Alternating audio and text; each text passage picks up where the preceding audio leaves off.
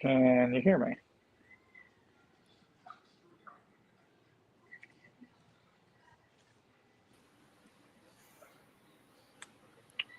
Dude, can you hear me? Yeah, absolutely. Okay. All right, so I can hear the dude. Dude, can you hear me? Yes. Sweet. I want to piggyback on what Brian was saying just a minute ago about Mateer's performance. I mean, I really think it comes down to Auburn's defense right now has absolutely stepped up to the plate. I'm really impressed with them. They've been solid this year.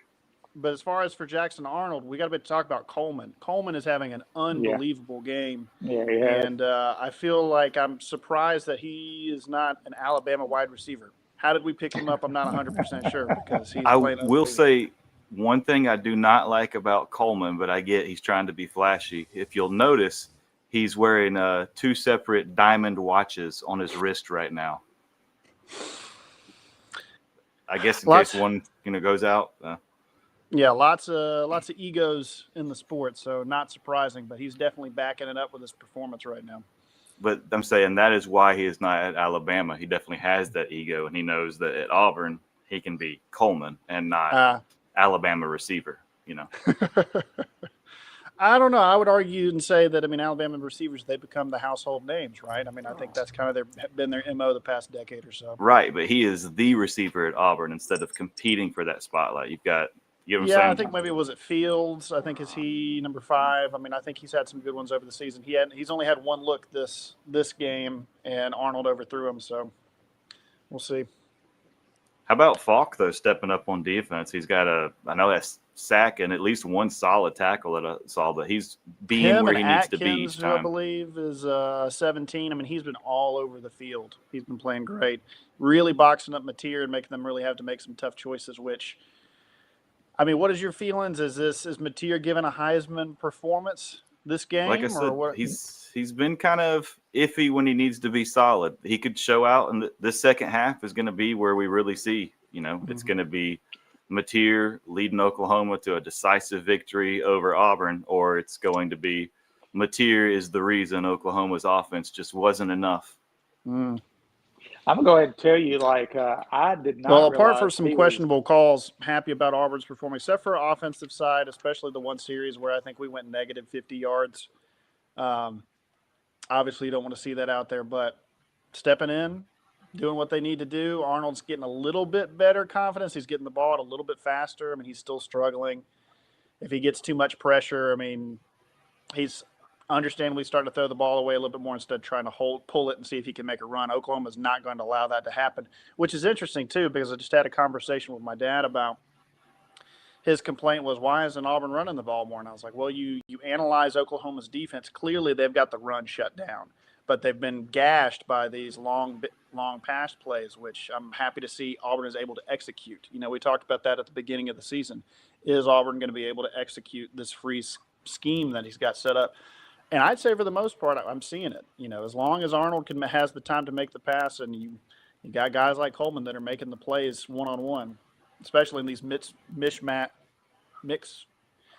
matchups that they're having against some of these cornerbacks with Oklahoma right now. Yeah, it really – honestly, if you were listening to the talking heads before the game and the little pre-show, they were almost saying the opposite here. They were saying that it was going to be Oklahoma maybe having to step it up against the rush because it's just funny how that plays out sometimes. Right. I'm looking here now. We got 2 hours until that Florida-Miami kickoff. We had the Clemson-Syracuse game earlier. SportsBallTalk has their newest short, just went up, and it's concerning the potential of either of those coaches being fired. Right, and I tried to look in to see what would be the payout for Dabo if they did let him go before his 10-year contract goes out in 2028. And AI did not provide that information for me, which means it's probably a pretty big amount. If he were to get ousted at Clemson, maybe he slides into that OK State position after this season. Or maybe he goes to Florida after they kick Napier out. Get rid of Napier. Poor Napier, man. That's about to be a rough night for him. He can't even open a water bottle. Sorry. Well, let's talk about this scenario just for a second. What if Florida comes out, and you've mentioned their quarterback he's been in the Heisman discussion for several weeks now. What if they come out and they just show Carson Beck and Miami that maybe they don't deserve to be where they're at? I would love to see that. I mean, that would be something truly. Right. What other games have y'all already talked about before I jumped in here? No, we've really been exclusively on Auburn, honestly. I mean, it's been been a good game, solid game. Yeah, I was going to see what y'all's thoughts were on Texas Tech, Utah. I think the Bros unanimously had Texas Tech winning the game, although I thought it would have a couple more touchdowns in the overall. Right. I will say I did not have a pleasurable experience watching the pregame show leading up to that. I'm just not a Barstool Sports guy, and I think Portnoy is just obnoxious. But you can tell they definitely have shifted drastically, because I wasn't the only one who was voicing I think there's a lot of people who are maybe too old to be up there on the. Ooh. And that's not a dig or anything, anti-ageist or whatever the hell. I'm just saying that you need to have some people who have more perspective on the newer game that they played. I mean, it's a completely different football than when Terry Bradshaw was playing, I mean, Absolutely. And I'm not saying it's better football at all. I'm just saying it's completely different. Right.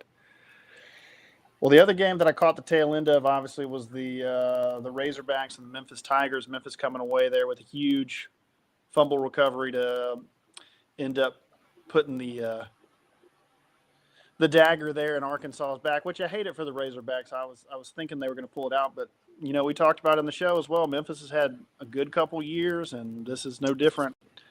Arkansas seems to be continually giving these close mashups with other teams, but then still not closing it out right there at the end like they did with Ole Miss last week. Yeah.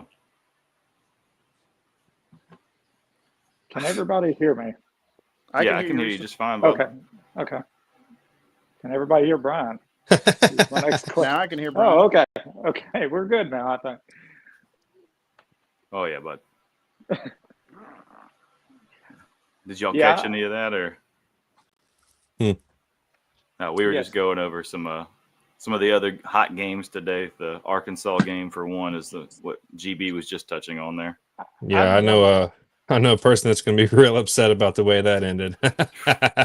Right. You're going to walk into work on Monday, and he's going to be drooping his head yet again. My point being is that, it seems like Arkansas has been taking these teams to really close matchups, but just can't pull it out in the last few minutes there. Same thing with Ole Miss last week. Yeah.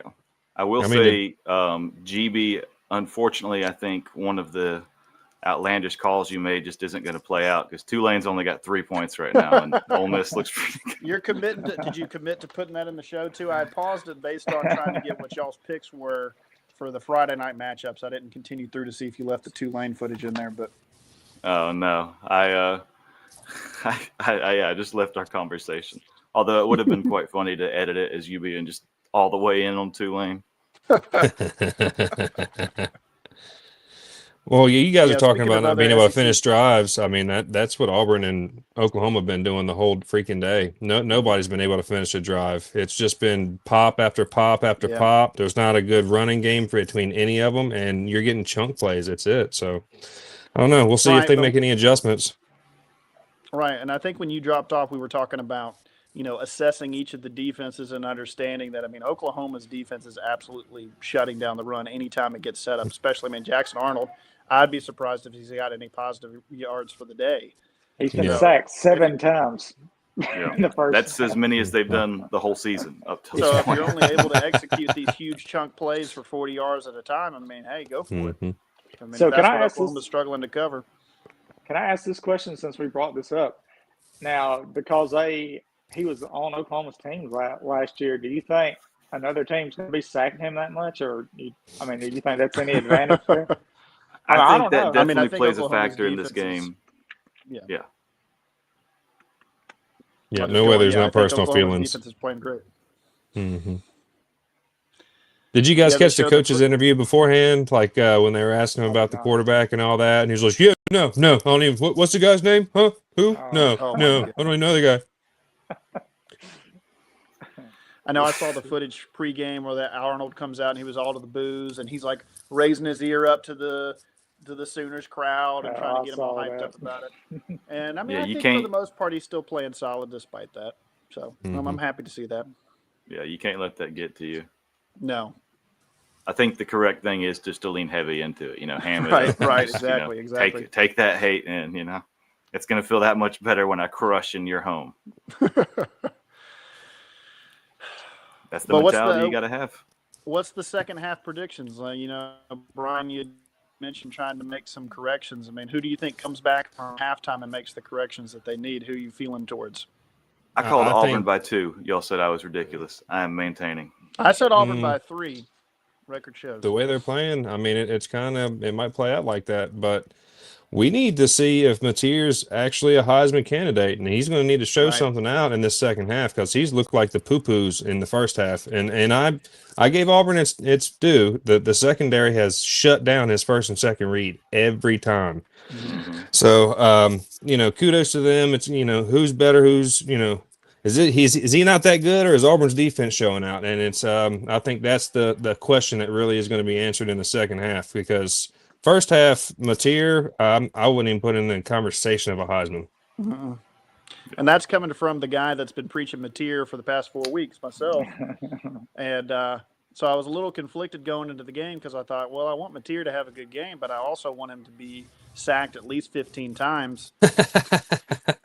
So, and ruin his future Heisman I'm chances. perfectly fine if Jackson Arnold shows up. So my thing with this, though, like, I'm going to be We will see another good Heisman showcase tonight with the Lagway Beck thing. They're trying to still keep Lagway in the mix. Oh, my Lord. And, I mean, Beck's the lead contender right now for Heisman if you look at the old numbers, wager books. Really good. I know you hate that, man. dude. And let us not forget that WrestlePalooza does start in just a little over an hour. Right now, I see Cody Rhodes showing up to the premiere. Hey, you got John Cena, Brock Lesnar. I mean, come on, let's go. Hey, before we move on, Rista, you're about to chime in on your piece for after halftime. What are you thinking with Auburn? If I'm Auburn right now, I'm a little bit pleased. I know 7 sacks is horrible, but I kind of thought if Arnold got sacked that many times or just couldn't run, that this game wouldn't be close. And with 7 sacks, this game is close. So I kind of like that as a positive for Auburn. I don't even think he's looked horrible in passing the ball. So you make some connections. I think they can win the game. Yeah, I agree. I think if he tightens up and stays the course here, it's not going to be good. Chip trio. Yeah, I would love to see Auburn come out and make the corrections on offense. Obviously, their defense is playing solid. Oklahoma's probably going to do. Man, let's talk about that play from Oklahoma for the one touchdown that they're able to get was doing that little shiesty play off the sideline. I mean, I get it. It's within the realm of what you can do. We've already seen all the kinds of trick plays over the decades, but what a shady way to get a touchdown. I didn't like it. I hope that comes back on him because you notice when you watched it live, they didn't show the replay for a while.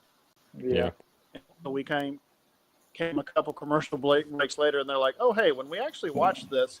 Clearly, this guy, or I forget what the receiver is for Oklahoma, who's actually really good, even if it's a couple heads shorter, goes out and it literally looks like he's about to walk off field, and then now he just turns over and scoops himself a free touchdown. But straight up sketch.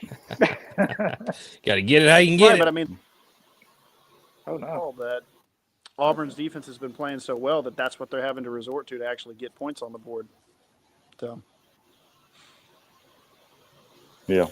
For sure. I want to see Auburn come out and not have as many penalties held against them, which Oklahoma's got almost as many, and drive down the field and finish drives out like Brian was saying and get points on the board when you're in the red zone.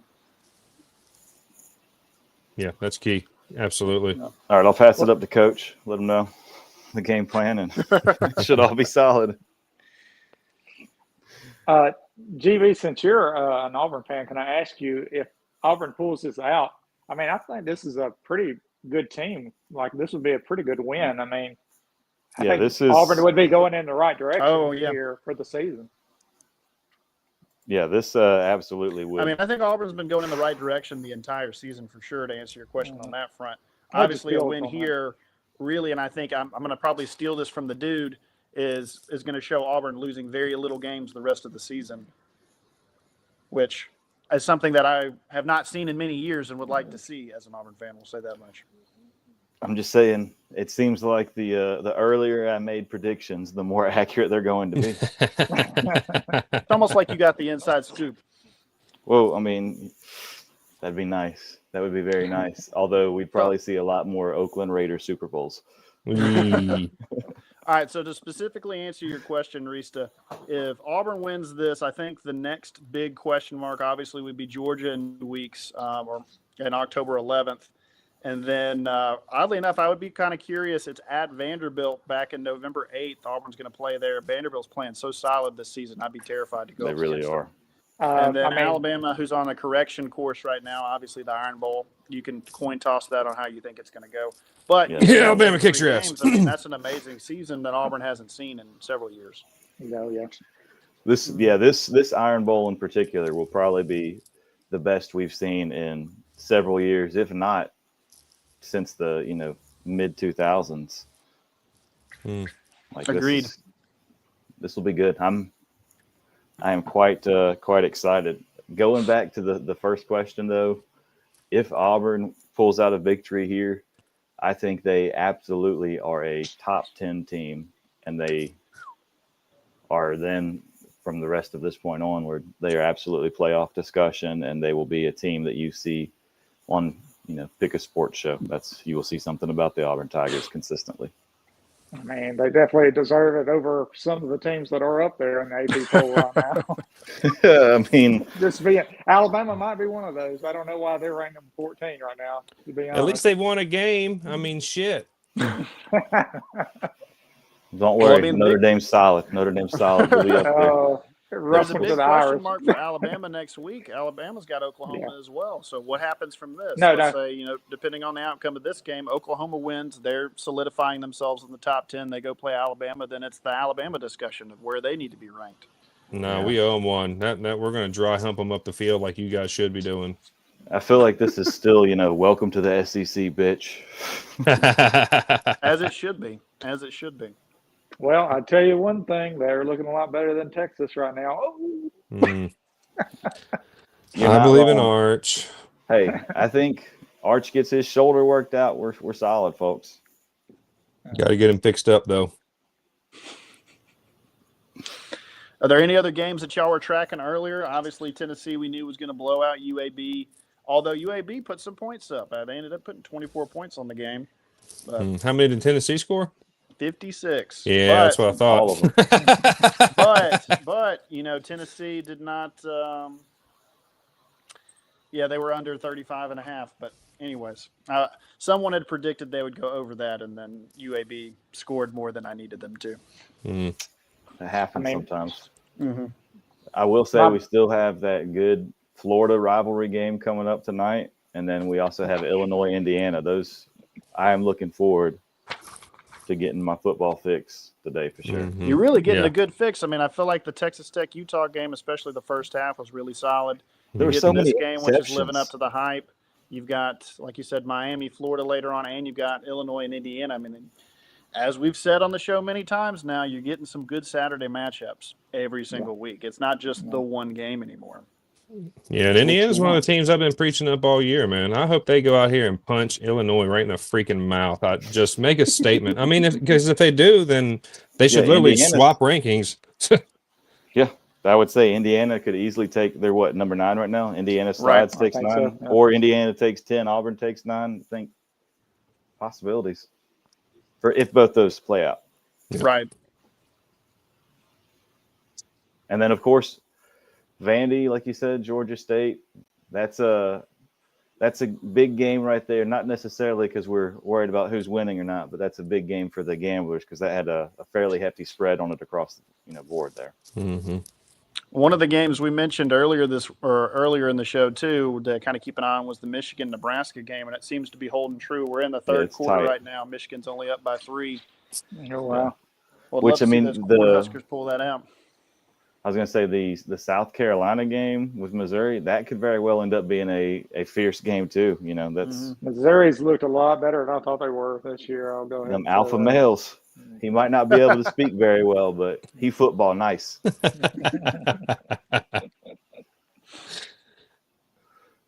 Oh man, Shoot, that Falk's a nasty man. I like it. Oh my Lord! yeah, All right, a lot gentlemen, of well, I'm going to matchups. get back into it. I'll pop back on here later on and post-game show with you guys, okay? Okay. Yeah, we're gonna touch this off and cover a little bit of the Florida starting, I guess. All right, Sounds like gentlemen, a we'll see plan. you then. Sounds good. All right. All right. See you on the other side, folks.